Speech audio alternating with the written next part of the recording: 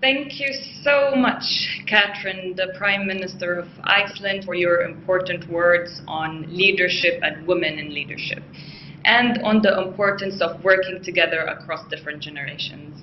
I'm Hajar Sharif, the co-founder of the Together We Build It organization, an intergenerational organization working to promote peace and security in Libya.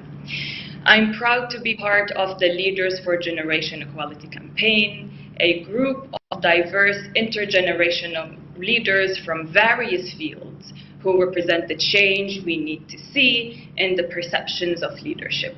I'm also honored to be the moderator of this session today, entitled Shifting Powers, Leader to Leader, held by UN Women in partnership with the Council of Women World Leaders.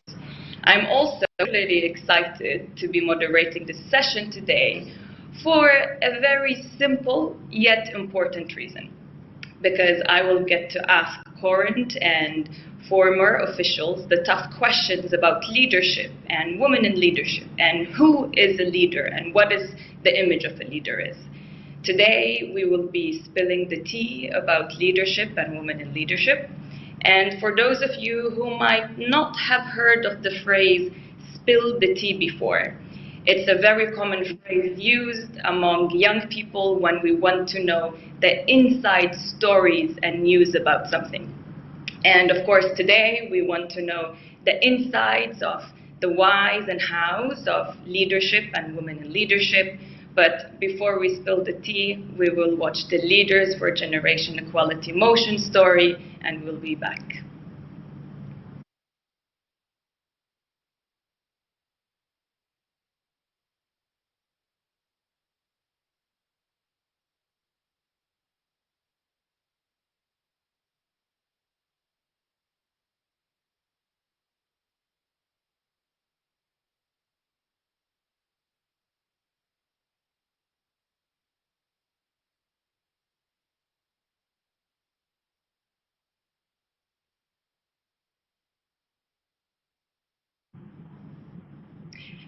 As you all know, images forms narratives, and for so long, the image of a leader has historically almost exclusively been men, and in many cases, senior men only.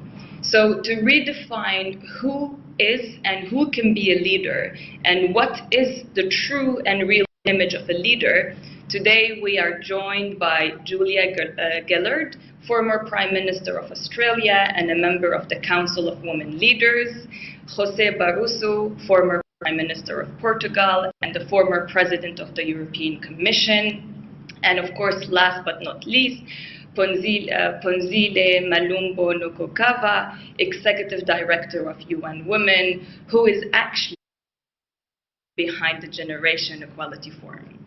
Unfortunately, the Prime Minister of Finland, Sanna Marin, is unable to join us due to a last-minute urgent change in her agenda.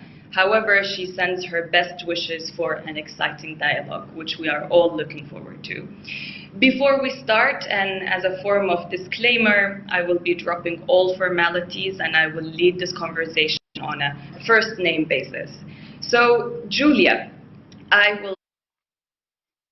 You often talk about dehumanizing of women in positions of power and about the ways in which gender affected your time in office.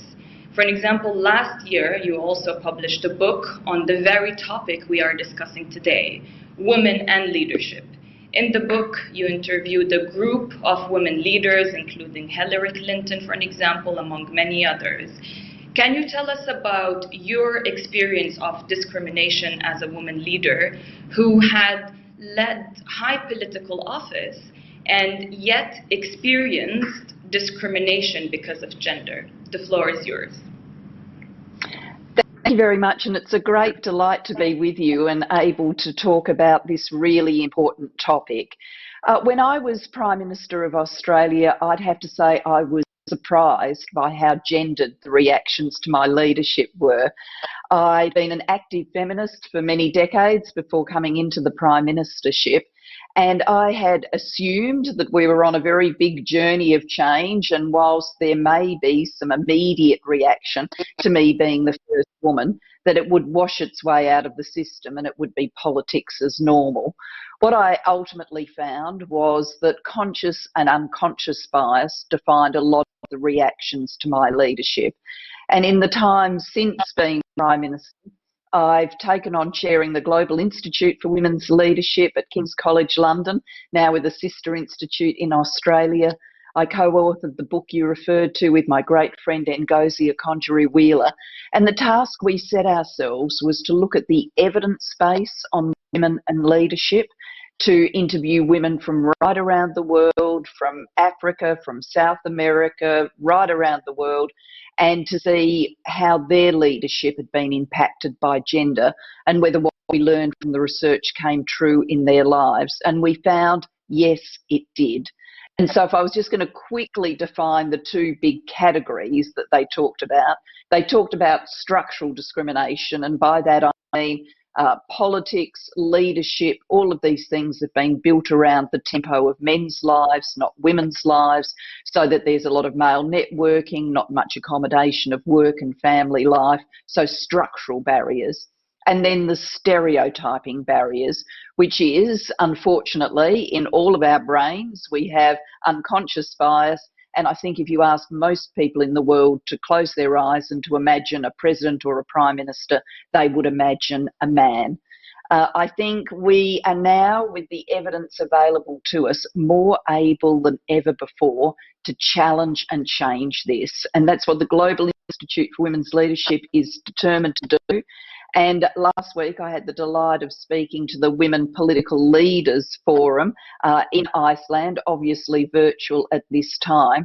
And we are working together on an important piece of research around the female lead, looking at the obstacles for women parliamentarians. So my own view is, let's do the research, get the evidence, see what the best change strategies are, and then through generation equality, women political leaders, women organisations all around the world, let's mobilise and knock all of these barriers out of the way.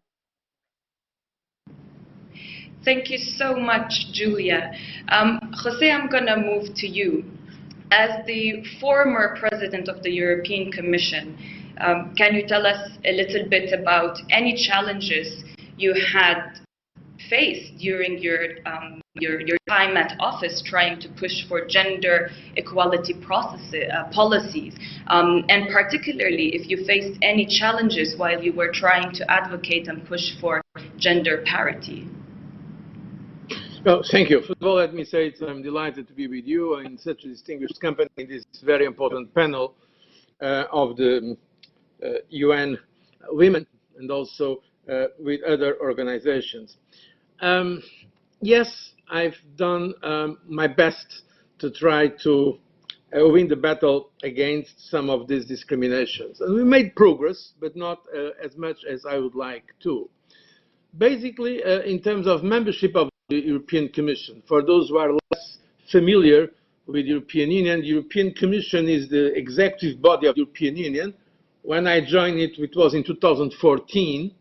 We had just become 25 members. It was a big enlargement of the European Union.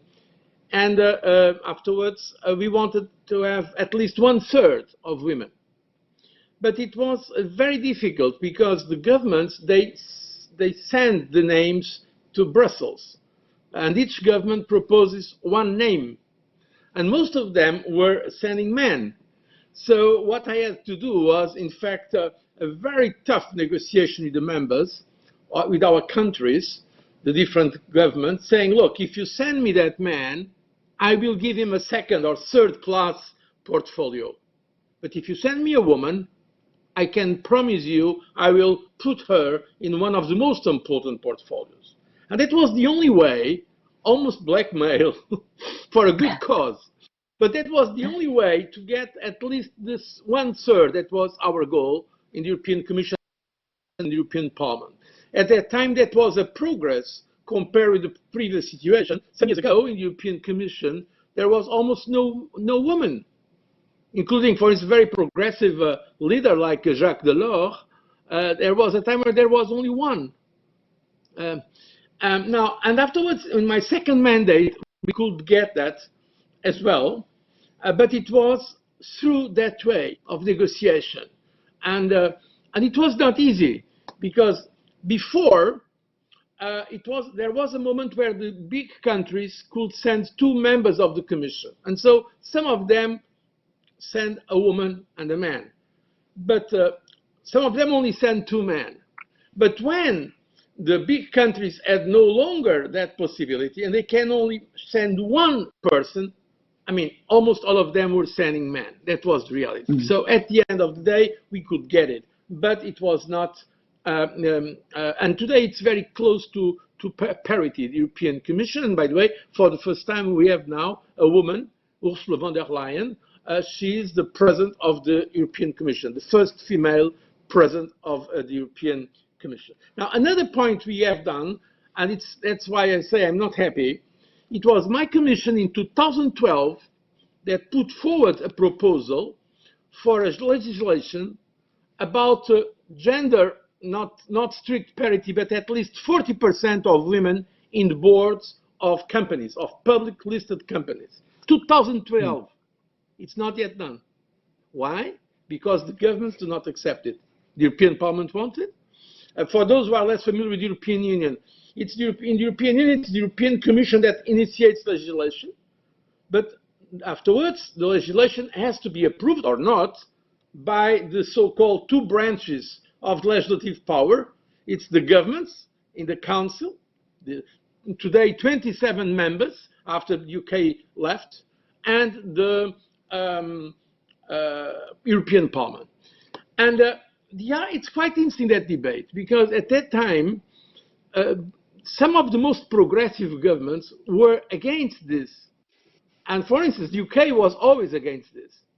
The Netherlands is still against this. And the reason they use is the reason of subsidiarity. They say, okay, we can do it, but not at European level. It's not European Union that has to make regulation on that matter. But the reality is that that's the reason for things not making sufficient progress. And now there is an attempt to unblock it in the Council of Ministers so that we can get, but it's not yet done. This Commission is trying. So this is an example, but at the same time, it was good that we took that initiative. It was a very big debate, because some countries started to make it on a voluntary basis, and some companies, in fact, that's when they were now they starting to recruit more women for boards, not only public, so-called public listed companies, but also government companies and so on. So the situation now is much better, but it's still not where we should be in terms of parity or something that resembles parity. Absolutely. So, Julia, you faced discrimination, and Jose, you had to almost blackmail to try to ensure that women are in a position of power. Let's hold these 2 thoughts and move to Pumzile. Can you hear me? Yes. Yes, I can hear you. Great. So, Pumzile, you are a full-time, if not a 24/7 advocate for gender equality, and one of your key priorities is clearly trying to ensure that women are getting into positions of power as they naturally deserve. Yes. But you also prioritize the fact that young people and young women also need to be part of the conversation, and you got the idea that we need to have a process and kick off a forum called Generation Equality. Why was that important to you? Why is it something that is so important that we do not only say gender equality, but generation equality? Well, firstly, let me greet everybody who is on this session. And welcome to all these great leaders we have today. Indeed, I do prioritize young women but also women of all ages. When I talk about generation, I'm talking about all of us who are part of this generation, the oldest to the youngest. But I emphasize the young people because they are in the position to take us much longer into the future. We need to make sure that they start to be engaged much earlier so that they can learn as much as they can from what we know, and we can also learn as much as we can from what they bring, because they've got a different way of looking at the world, and they set much different standards for themselves than we had set for ourselves. And those standards create a situation where we are all pushed to move faster and further. So having young people as part of the leadership mix within the generation is actually critical for making the struggle for leadership to be much stronger. Thank you so much. Julia, back to you. I guess there is no doubt that you know that many of us has heard your speech, your famous speech, most probably several times. And although, for an example, I'm from Libya and you are Australian, many of the things that you said resonated with me very much. And it's very ironic when we would also think that you weren't just an ordinary woman, you were the Prime Minister of Australia. And as I said, many of the discriminations that you pointed out in that speech, it resonated with women across the world. However, I noticed, for an example, when it comes to addressing the lack of women in positions of power, it seems to, one can say, the factors or apparently the way people diagnose the issue depends on the geographical location. So to give you an example, for someone like me in Libya, people from outside will automatically by default assume that the exclusion of women is because of the traditions, the norms, and this is something that is very country or community specific. But what you've shared with us during your speech, it more or less gives the argument that the discrimination women face in politics, particularly and in high offices, it seems to be a universal issue. Do you agree to that? Yes, I very strongly agree with that. And you've pointed out the reaction to my speech. Another lens I would use on this issue is the interviewing that we did for the book.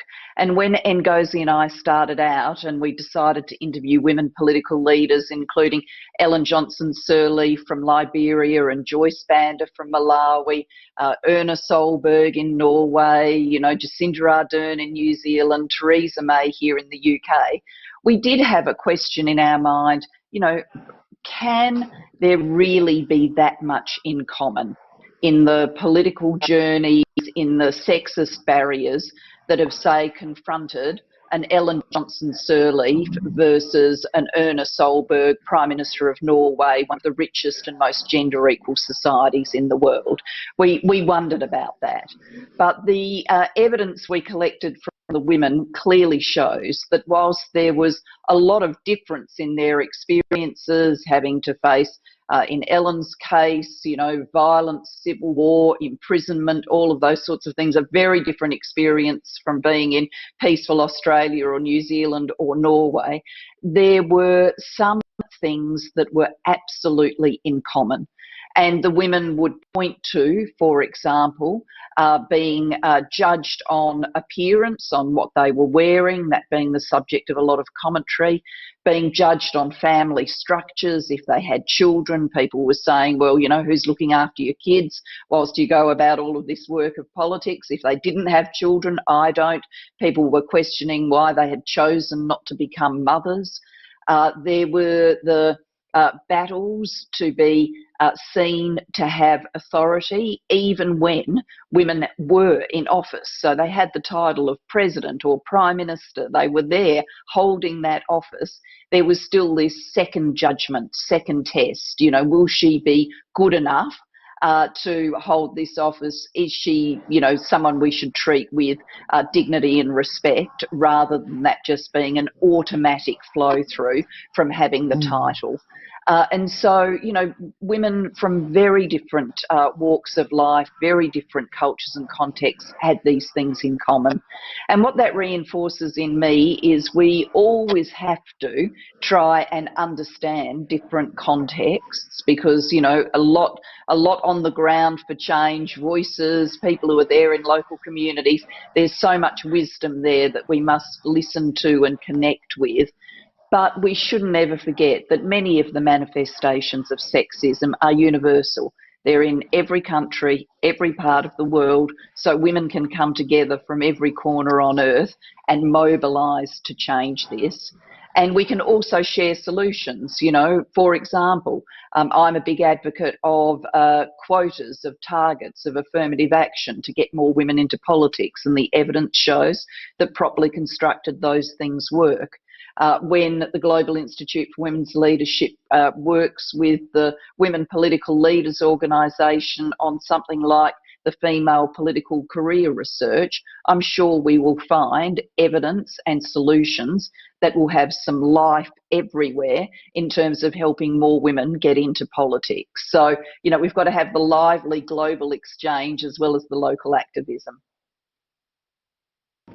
Absolutely. And Jose, while we both called what you did to try to ensure that women are in senior positions when you were the president of the European Commission, we both called it blackmail.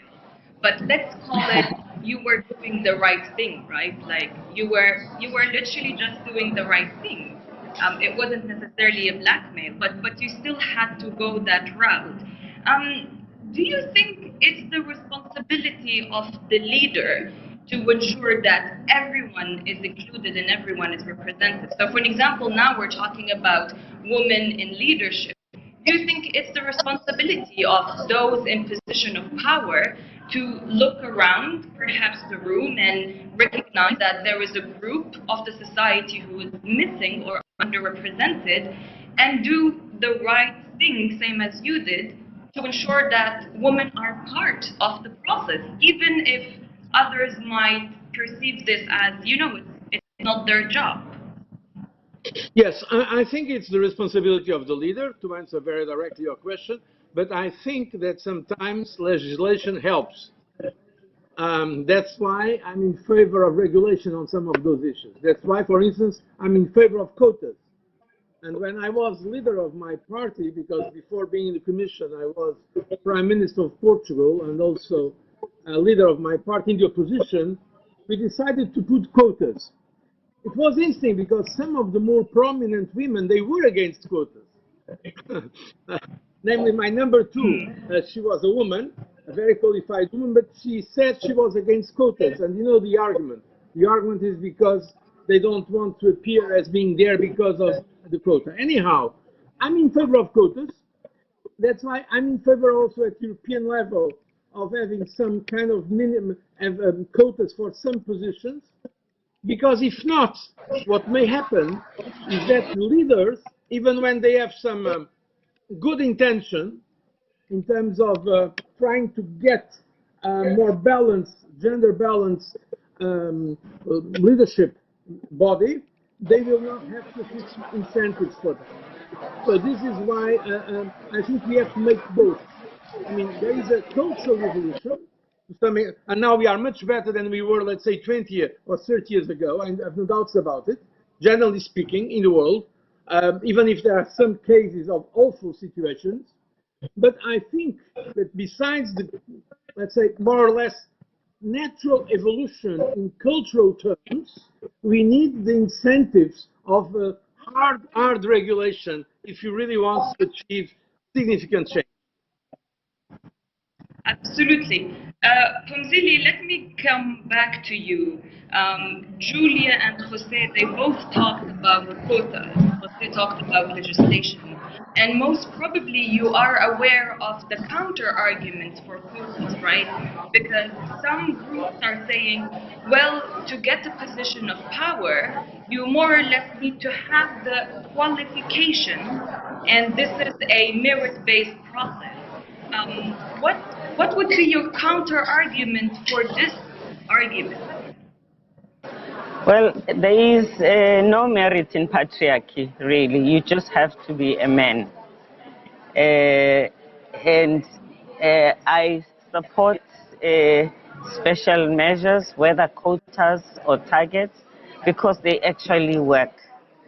And an increase of countries where they have quotas and targets, we have seen the number of women leaders increase and stabilize.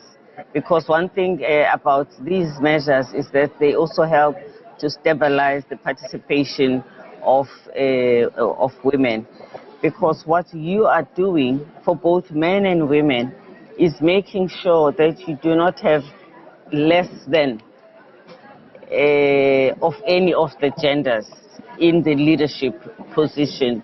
And that is what you put out there, so that whether it is the party that will elect or it is any other process, they must make sure that you don't have less men that are less than or women that are less than, because then you have got equality. If society has not reached a point where they recognize for themselves the importance of equality and representation, it is the responsibility of the institutions that guide society to guide society by providing them these interventions such as quotas and targets. It is not good governance to exclude certain people in position for whatever reasons. So when we say leaving no one behind, we mean exactly that. We mean it for women in institutions that represent them. You cannot make decisions about people without them. Women, girls need to be there to make those decisions. And it's important to remember it is women of all ages that must be represented. Young women must not be left out of the equation. Absolutely, and I totally agree. There is no merit in patriarchy, and just to make sure I set the record straight, I'm an advocate for special measures, and the question was just an attempt to provoke the conversation a little bit. But as we've seen in the video that we watched earlier, it is very clear that the image of the leader, if we would all now say, let's close our eyes and imagine a leader, maybe even our subconscious will take us towards a unified image. Most likely, it's going to be a man in a suit. But from what we're seeing, with everything that is being done in different communities, on the ground, online, we're seeing different images of leaders and who can actually be a leader. Do you think stereotypes, specifically gender stereotypes towards women, for example, do you think they still play a role in perhaps limiting women's ability to reach decision-making positions, especially, for example, if we think of a process like elections, where ordinary people will have to go and vote? Do you think gender stereotypes, especially harmful ones towards women, are still a factor for discrimination?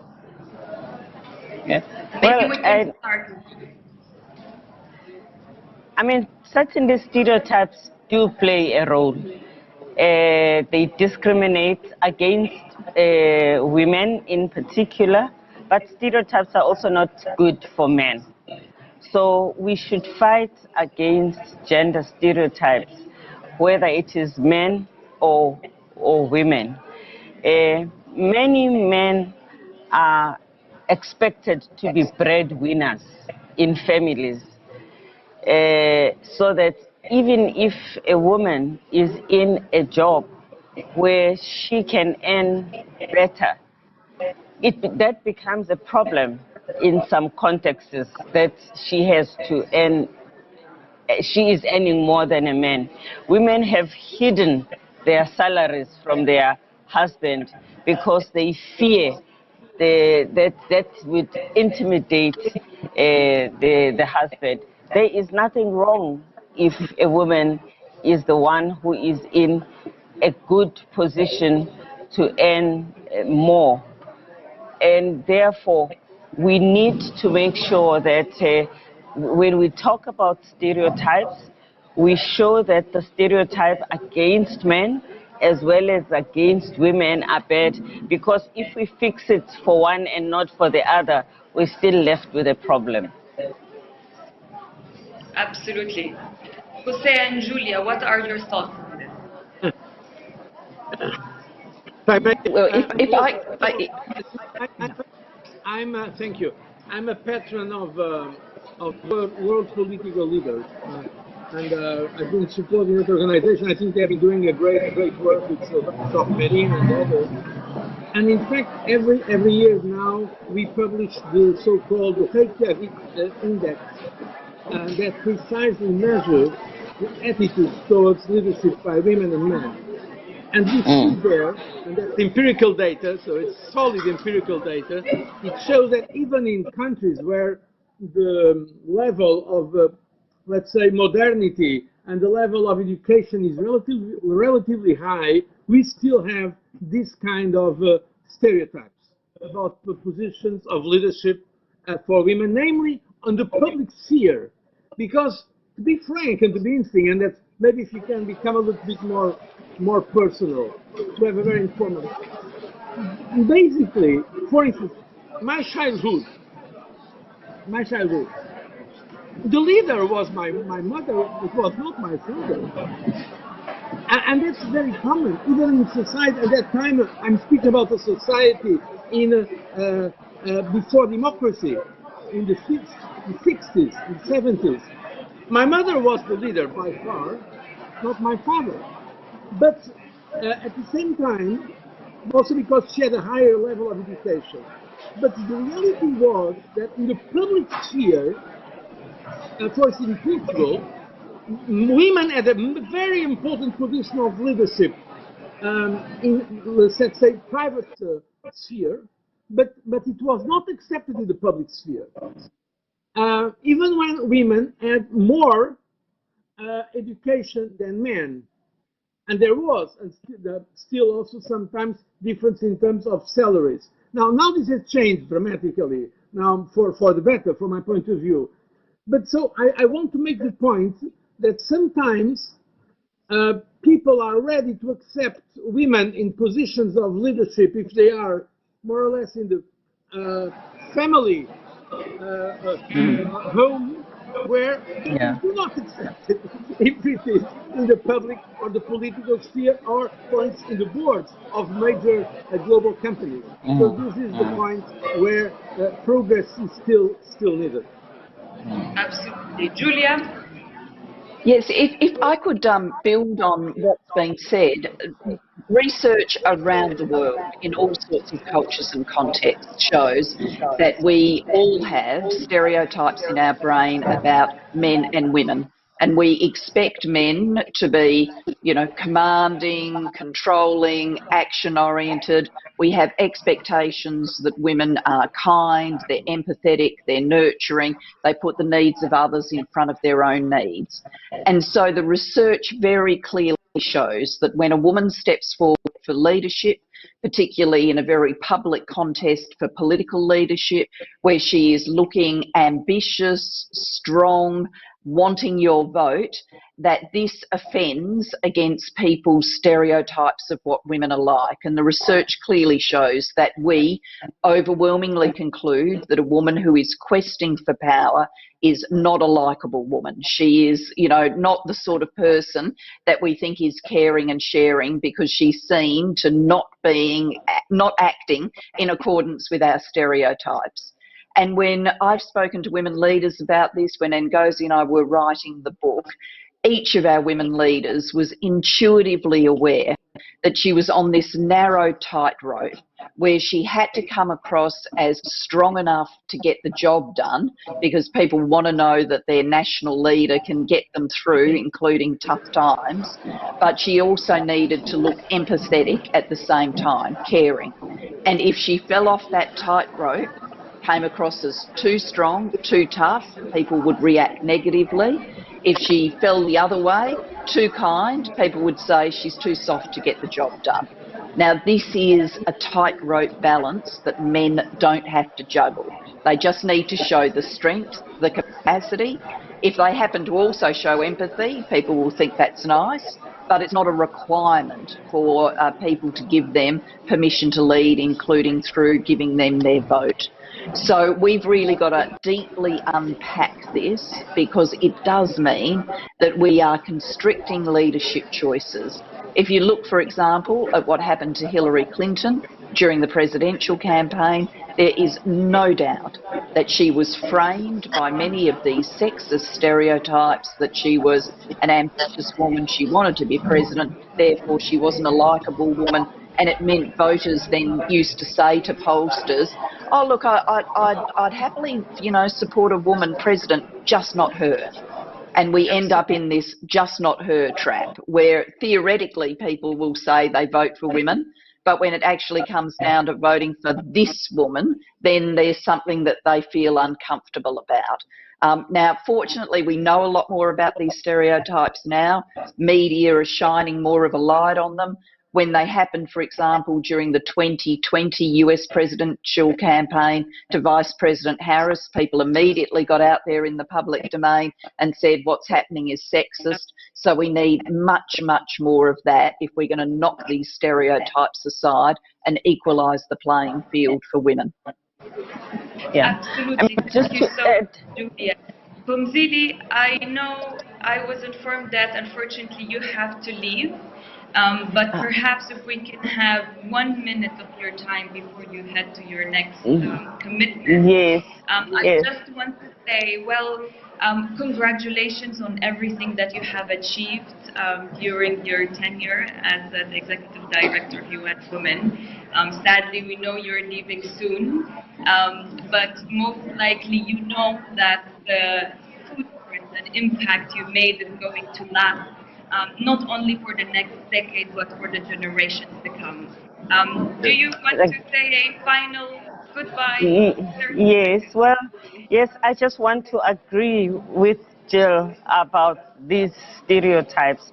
We have an organization in UN Women called the Unstereotype Alliance, which addresses stereotypes in advertising.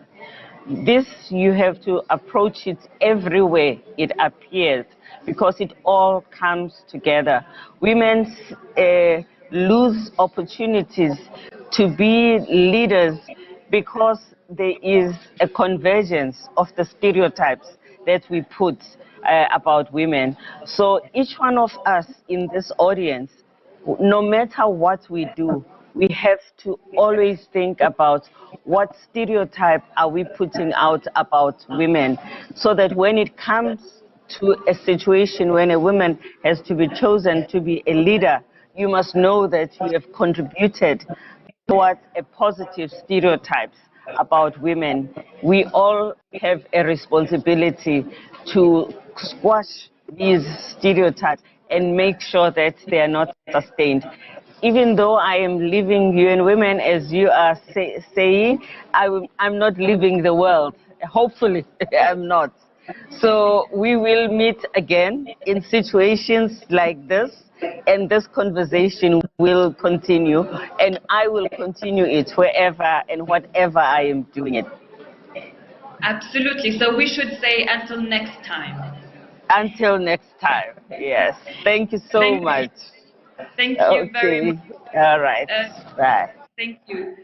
Julia and Jose, we still have around 15 minutes to continue our conversation.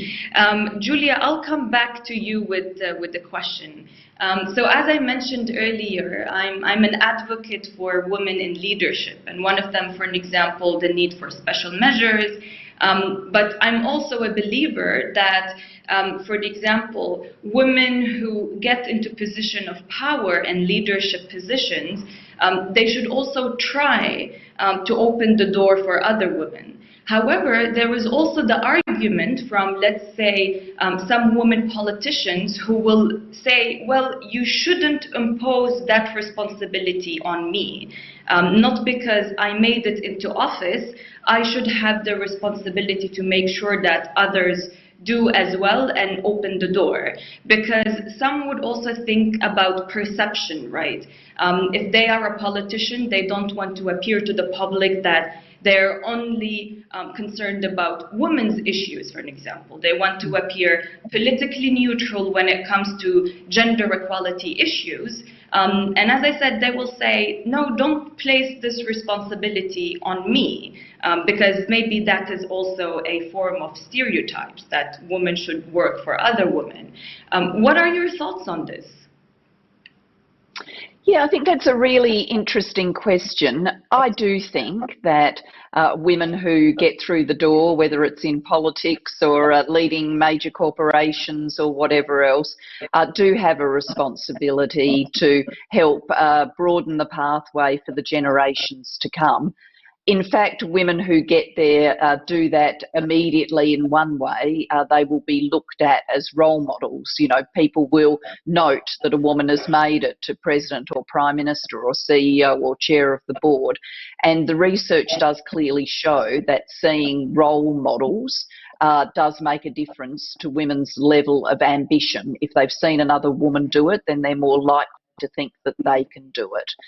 But I think women need to do a bit more than that, and I don't think that in doing the measures to support women that they need to fall into the, you know, stereotype of, oh, they only care about women's issues. I mean, most, well, I would say, in fact, all measures that broaden access to positions of power, that make them, you know, less based on discrimination, more based on essential capacity, so people aren't being knocked out because of gender or race or any other factor. They're good for everyone. It is good for men and women in our world if, you know, men and women come forward in equal numbers. If you believe, as I do, that merit is equally distributed between the sexes, then if we see radically unbalanced teams, that means we haven't got the best team on the field. And in a world like this, we need the best team on the field.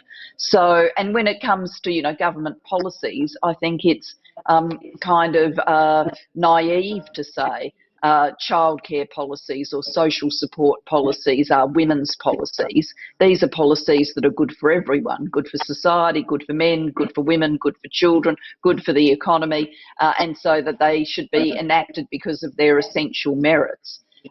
So, yes, I do think there's a special responsibility on the shoulders of women, but let's not pigeonhole, because I think the pigeonholing is inappropriate. Absolutely.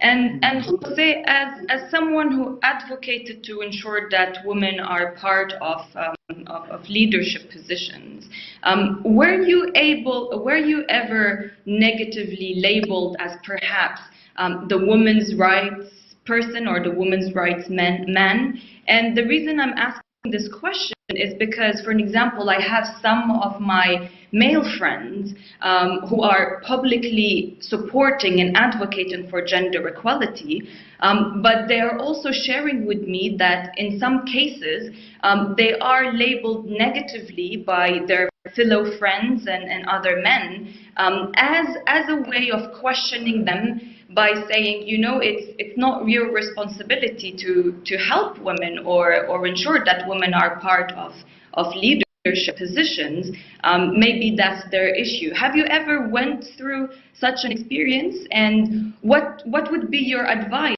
for especially young men who are publicly vocal about gender equality issues and ensuring that women are part of leadership processes? No, to be fair, I think I have never suffered of that criticism. And on the contrary, I got some credit by many sectors for being affirmative on issues of women's rights and also on inclusion and diversity. But I don't think I was ever criticized because, of course, in my party, there were men that wanted to be themselves selected, and they could not because in terms of quotas, it was a woman. They were not very happy. But they were not accusing me. At least I don't remember being myself accused of that. Now, because one point important to avoid this is precisely to speak. It's not just about gender. It's about diversity in general. By the way, ethnic diversity is important, as also cultural and social background diversity is important. So sexual orientation diversity is important. I have no doubts today that people decide better. A body can be a government or a board of a company decides better when there is a higher level of diversity, because it can process better information. It reinforces its capabilities of judgment. So one of the ways I would say to women that fear defending too much, too obviously women, is to put the issue not just in terms of women's rights, which by the way is the right thing to do, no problem, but also in terms of diversity. And the point you make is also interesting because at the end it's extremely important men's attitudes. And then I had once again, if I may speak personally, I was very lucky because I had a grandfather. One of my families was from a very traditional conservative family, very old family. But another of my mother's was from very modest origin, but my grandfather was a self-made man. And he had 4 children, two boys and 2 girls. And he said, if I don't have money to give education to them all, I will give to the girls, not to the men. That's what he was saying. And this we are speaking about my mother was born in 22. So we are speaking about the 30s of last century in the most remote part of Portugal. Really, I mean, at that time, a very backward society. He said, if I don't have money to educate my 4 children, I will put the money on the girls because I don't want my daughters to be exploited by men.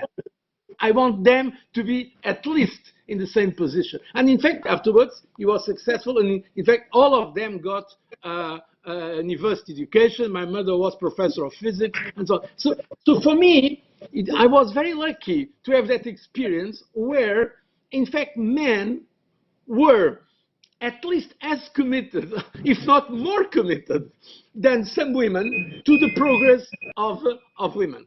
And afterwards, also, at my home, my mother had an educational higher than my father. So for me, it was natural, completely natural, this situation.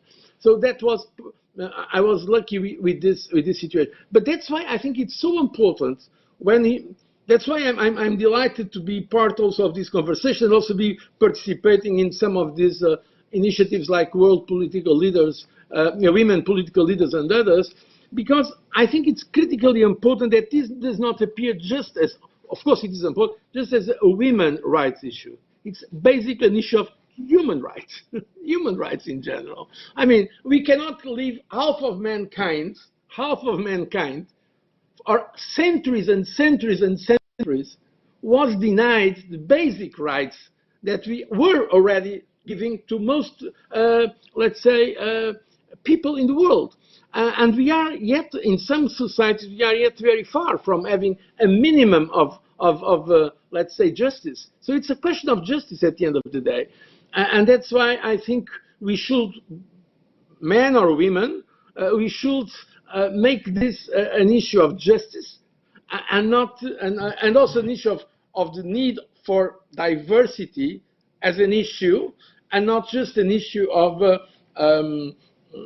I mean, the rights of one part of the society, but it's for all of us in the same societies. Absolutely, absolutely. And definitely from your experience, both in office, but also being very much involved in advocating for women in leadership and ensuring that women are part of various leadership positions, most likely you came across the argument of qualifications.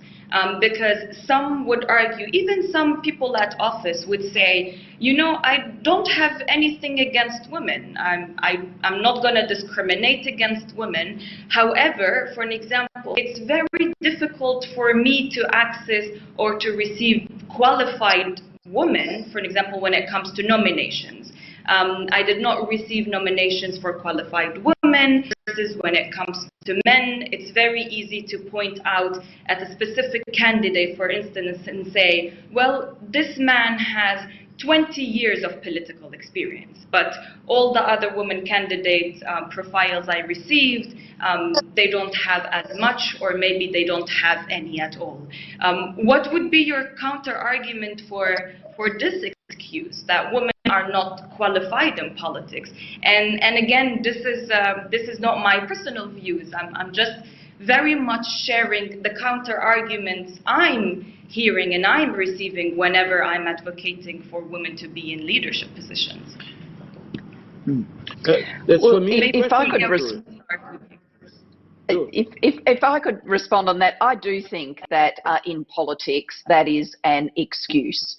Look, I think that there can be some, technical areas of appointment where there are gendered issues in the pipeline. Engineering, for example, in many societies, the number of qualified engineers is hugely disproportionately male. You need a series of technical skills to be an engineer, and we should change that pipeline. But a business might well say, we're trying to recruit an engineer, and we're not seeing many women candidates who have got the appropriate qualifications. But politics is not like that. People can come into politics from all walks of life, all levels of experience, and make a profound and deep contribution. That's what democracy is about. It's not saying you've got to tick these boxes before you end up being considered for politics. You've got to be able to go out, get the confidence of your fellow citizens to be elected and to make a contribution. And so I think anybody who's playing the argument that you've just articulated has closed down their view of what merit is and the preconditions for politics are in a way that is already gendered. What they're doing is they're saying, I want to stick with the stereotype of how we've always picked people over time, and guess what? That stereotype is leading me to more men. You've got to bust away the stereotype and look more broadly, and if you do that, then you will find women of merit as candidates everywhere. And I speak of this with a great degree of confidence because my political party in Australia adopted affirmative action targets back in the 1990s. Back then, the Labor Party was sending about 14%, only 14% of the national parliamentary team were women. Now it is pretty close to 50%, and I can tell you this for sure, the calibre of our parliamentary team has gone up because there are more women involved in it. We are a better political party today than we would have been without that diversity of involvement. Thank you, Julia. Jose? I agree exactly with what Julia said. I don't think, I think these are excuses, and there are ways. The reality is that we can, we should, at least I think it's obvious that by definition, men and women have the same qualities. The same, there is not a reason for a woman to be rejected because she's a woman, namely in politics where we don't need a technical, but also in the other disciplines. What is happening now is that we are correcting that with universities. So affirmative action, for instance, to have more, and I know from many universities what we are doing is to promote, to try to attract more women for scientific engineering positions traditionally. But for instance, in my country now, we have 75% of the women, of the studying medicine are women. Today, it's almost the opposite of what's happening. By the way, since you're speaking about the pandemic and so on, I'm now also a chair of Gavi, the Global Alliance for Vaccines. I'm working on that matter. You know that more than 60, almost 70% of the frontline workers on health are women. So the response to this pandemic, nurses and those who are in the front line are women, more than men. And of course we are grateful to all those who are, let's say, the frontline workers in the fight against this terrible pandemic. So in fact, I think we should completely put out of the mind that there is, because you are a woman, you can do better, or because you are a man, you can do better. We can do both things either well or bad, because there are women that also do things that are not right, and men, they also do things that are very, very wrong. So that's the situation. So we have 2 minutes for a closing question. Very briefly, in a few words, if you had to choose one single urgent and transformative action you believe must be prioritized to accelerate and achieve progress on women's leadership in the next 25 years, what would that be? Julia? That's a hard question, but I think I would start with quotas, appropriate quotas everywhere, special measures everywhere to bring more women in.